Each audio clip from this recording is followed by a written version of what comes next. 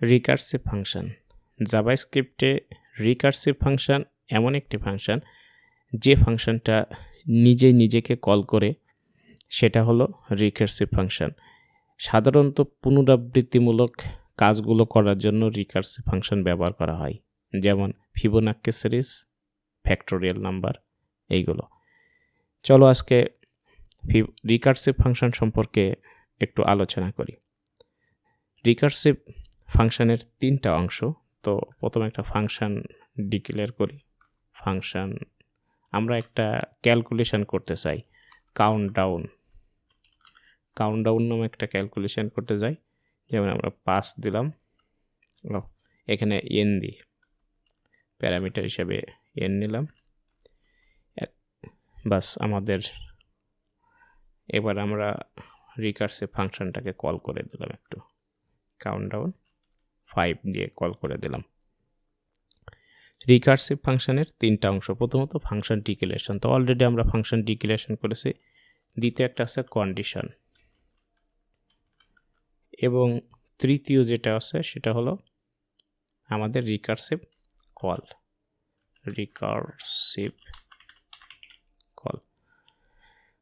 কন্ডিশনটা অবশ্যই দিতে হবে। ধরো আমি এখানে 5 দিয়ে কল করছি, 5 যদি আমার এখানে যাই, যেহেতু আমাদের কাউন্টডাউন হবে, আমরা যদি রিকার্সিভ কলটা আগে করে দিই, কাউন্টডাউন n-1।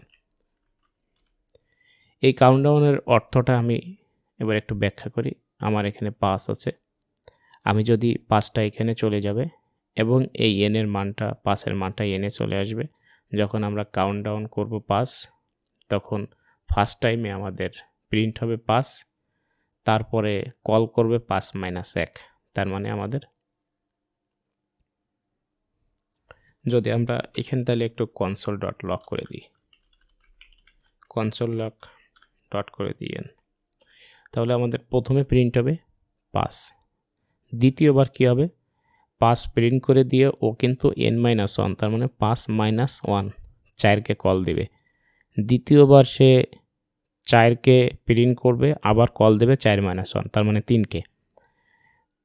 তৃতীয়বারে যে 3কে প্রিন্ট করবে, একইভাবে 3-1 মানে 2কে কল করবে, আবার 2 প্রিন্ট করবে, 1কে কল করবে, আবার 1 প্রিন্ট করবে, 0কে কল করবে, আবার 0 প্রিন্ট করবে, -1কে কল করবে, কারণ 0-এর পরের সংখ্যাগুলো -1, -2, -3, এইভাবে এই কাউন্টডাউনটা আমাদের চলতে থাকবে ইনফাইনিটলি, মানে শেষ হবে না। তো এতে কম্পিউটার আমার হ্যাং হয়ে যাওয়ার সম্ভাবনা আছে।